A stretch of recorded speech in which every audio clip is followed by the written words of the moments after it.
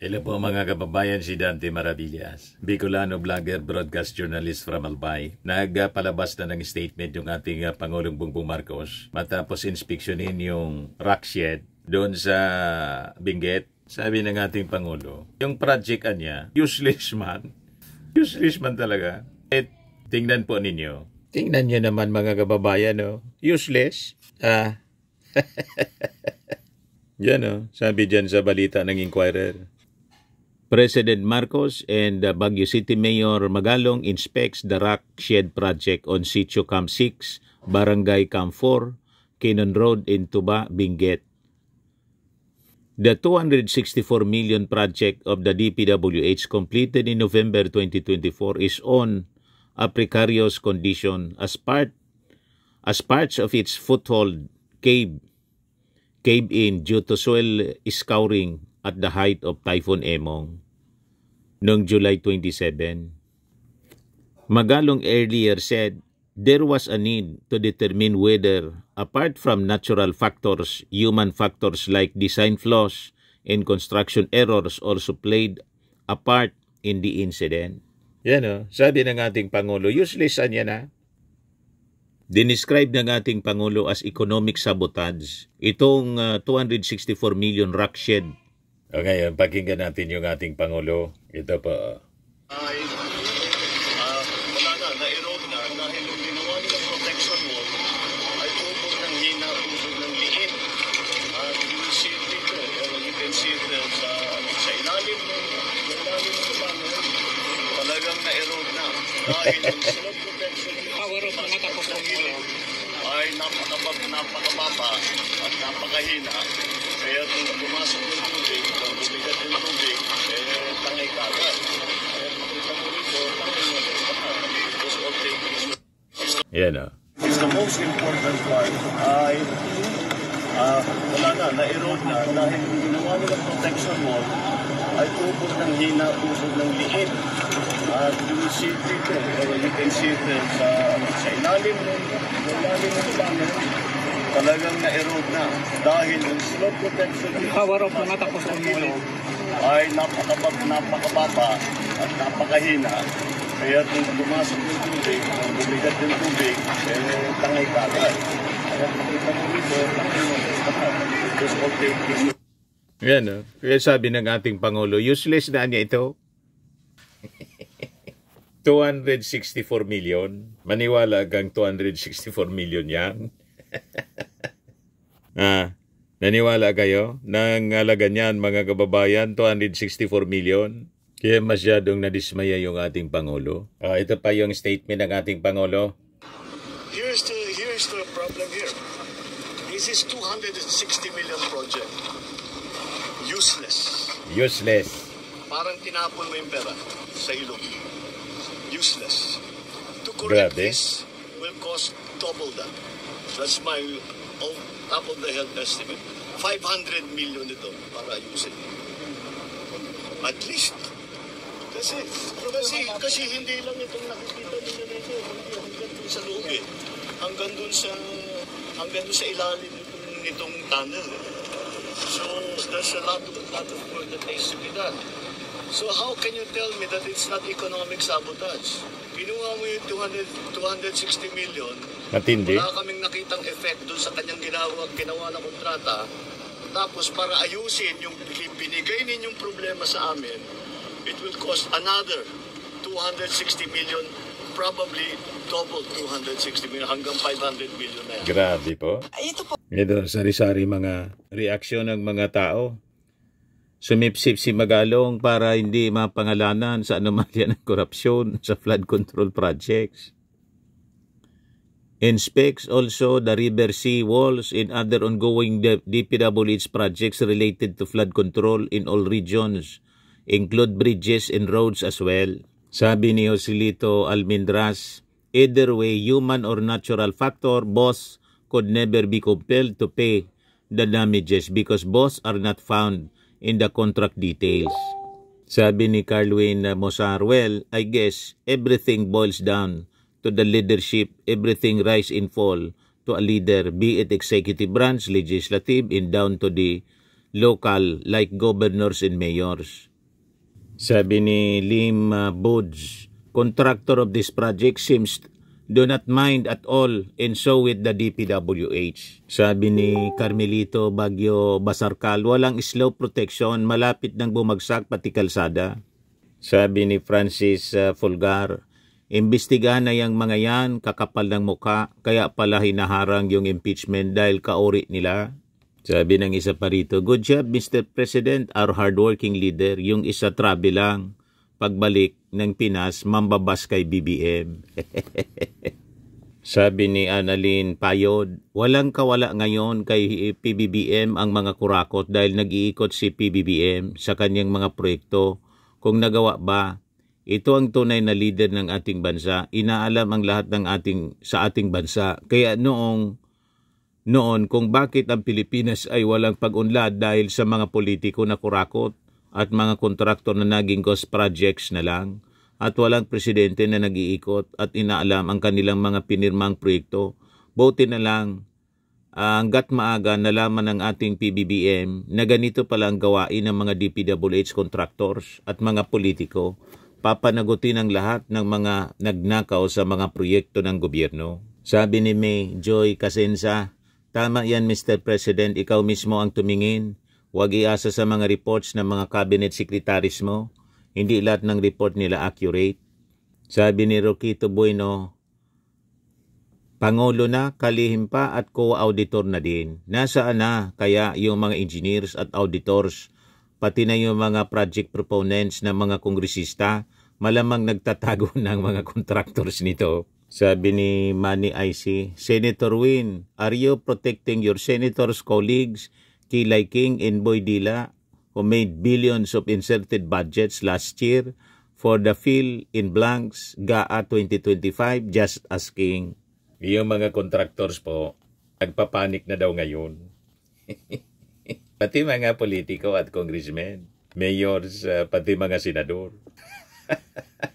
Nagpapanik na. Dahil sa ginagawa ng ating Pangulong Bongbong Marcos. So, sabi dito sa opinion ng isang columnist, contractors in panic rushing to cover their tracks. Unscrupulous contractors are now in a mad rush to cover their tracks, say my sources, amid bombshell after bombshell of corruption-related exposés on flood control projects. Some are contemplating turning state witness, while others are hurriedly packing their bags to flee the country, I heard. Matutulad sila, mga kababayang kayari Rocky, magiging puganti. Diba? Sa katakawan, mga kababayan sa kwarta. Yan ang paantungan ninyo, mga ganid. Sabi ni Ping Lacson, control your greed, anya. Sabi dito sa column, some are contemplating to turn state witness. Some contractors are willing to testify and identify those involved, from district engineers to congressmen. These corrupt contractors have every reason to be scared. After all, those found to be involved in this netherworld of corruption may face plunder charges, a non-bailable crime. Tulad po na, yung kasong kinarap ni Janet Lim Napoles, plunder, baka ganun ang mangyari dito sa mga contractors tulad po ni Diskaya, na pinangalandakan pa yung mga luxury cars niya, 40 luxury cars. Sa interview ni Corina, saka ni Julius Babaw, sabi kay Julius Babaw, nung taningin ni Julius, kung paano siya nagyaman, nang mag-DPWH daw sila. Pinugot sa DPWH yung lahat ng yaman. Inamin po. So any public official can be liable for plunder for amassing at least 50 million, and those guilty shall be punished by reclusion perpetua according to the law. Economic sabotage, mga kababayan, ang sabi ng ating Pangulo. At siyempre, sa dami ng bulto-bultong pera na ibinulsa po, plunder, balikan natin yung ating Pangulo, mga kababayan. On businesses. Because of this, kung nagsara ito, hindi na magamit ito, In terms of business, 30%, 35%, I think is the number, 35% kaagad ng kanilang hangapuhay ay nawala dahil dito. So it is not only the damage, the physical damage that we can see, but it is also the damage to the economy. It is also the damage to the people's livelihood. Naghahanap buhay lang naman itong mga taong ito. Tinanggal sa kanila 35% ng kanilang hanap buhay para ipulsa ang pera ng gobyerno. Kaya naman, hindi kayo magtataka. If there's one thing, I will not leave this office until this is it. This is one of those things. So, very, very clear. Here we go again. Ang ano na tayo, pag-lima na yata nating inspection ito. And it's always the same. Now, we will go to Pare-parehas po. the next site. Yun naman, yung Anomalos. netting. Palpak. Yung tinatawag na rock netting. Kung makita ninyo, may mga netting na dinalagay sa ano. Unang-una, because napaka-notorious ng rock netting as a eruption, bawal na ang rock netting. So, pero ginawa pa rin. Bawal na yan. Pero ginawa pa rin. Bukod pa doon, kilala ko ang supplier ng rock netting. Ang presyo ng rock netting is 3,200 pesos. Ang charge sa gobyerno is more than 12,000 pesos. So times 4. Times 4. So 75% ng kontrata kinikpak.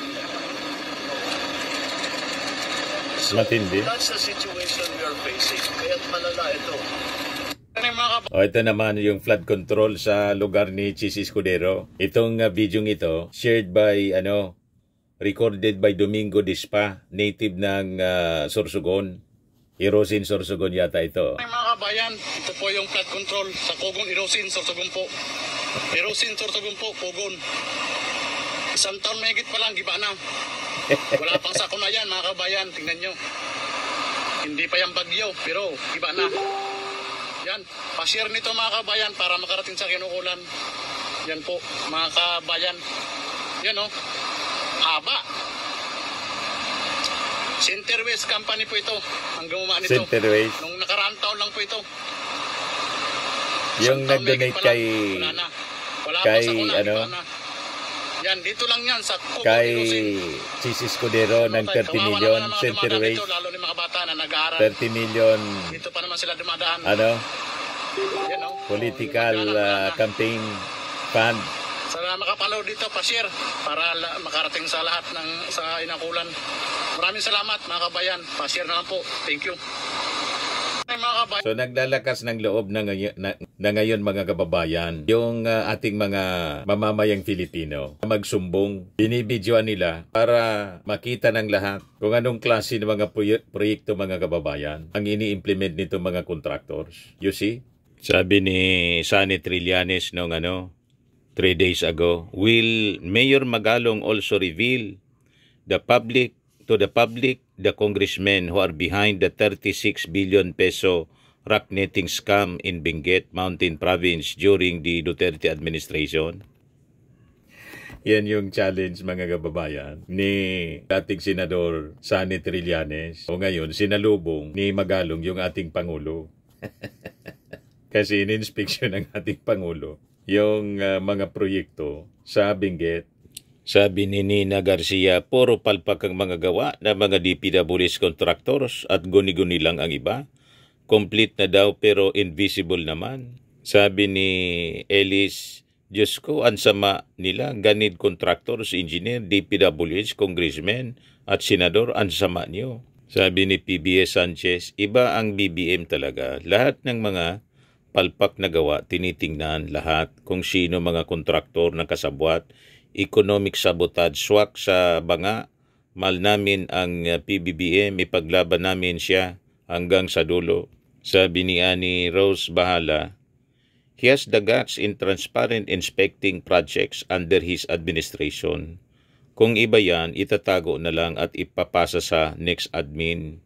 Sabi ni Marcel Gomez, maganda lahat ng project ng gobyerno. I-check mo mahal na presidente. Kung meron o wala, maraming ghost projects na di mo alam sa galing nilang mangloko. Sabi ni Rodel, iba ka talaga PBBM, matalino, makatao, makadiyos. Sabi ni Melody Bag, sobrang sipag ng ating mahal na Pangulo Marcos Jr. Love you PBBM, our God Almighty is always with you, protect and guide you. Sa mga naghanap ng malinis and spacious fitness gym, pumunta lang po kayo sa aming Colossal Fitness Gym. We also offer Grab Car Rental with our brand new 2023 model ng Toyota Innova. We also accept booking for those who are planning to travel via PAL, Cebu Pacific, and other airline companies, local and international, and bills payment for Meralco Bills, PLDT, Aleco Bills, etc. Ang Colossal Fitness Gym is located at 3rd floor Security Bank Building, Landco Business Park, Legazpi City, Albay. For inquiries, look for Chilon Maravillas. Contact number 0966-802-0949. Yan yung aming Innova. Lagi na pong matao sa amin. Pati mga foreigners po, tingnan ninyo. Mga British tourists sila.